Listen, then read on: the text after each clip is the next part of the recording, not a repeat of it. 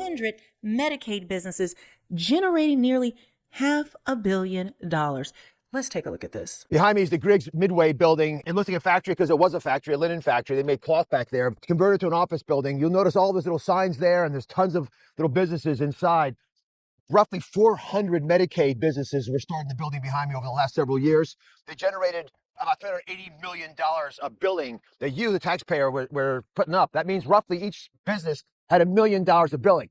It's an industrial area. There's no reason that you'd have a mother bring her child.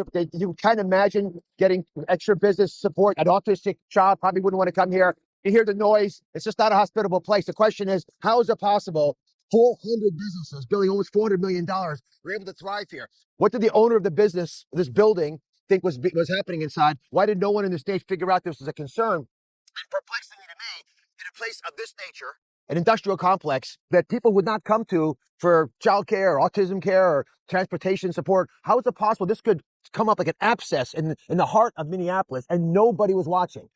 I think it's because they weren't looking. They didn't want to know that this problem was happening here. And it's very concerning to me that only now, when there's more federal supervision, are people beginning to ask tough questions.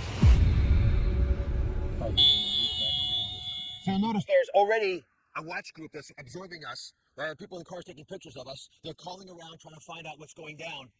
And they don't have to, wonder. We're telling you, we're here to figure out why these folks are being defrauded, why the people who live in Minnesota aren't getting access to the care they deserve because it's been stolen. But the fact that you've got people behind me in cars concerned that we're even talking about this story should be something that worries you. It bothers me. There's been a censoring of truth, an inability just to own what's happening in their state. That's concerning to me. They talk about being nice in Minnesota. I want to be nice too, but a person who's a good person doesn't have to always be nice. They got to be truthful and be honest. And sometimes you got to tell people stories they don't want to hear. That's what doctors do, and that's what we're going to do here in Minnesota. Tell you the truth.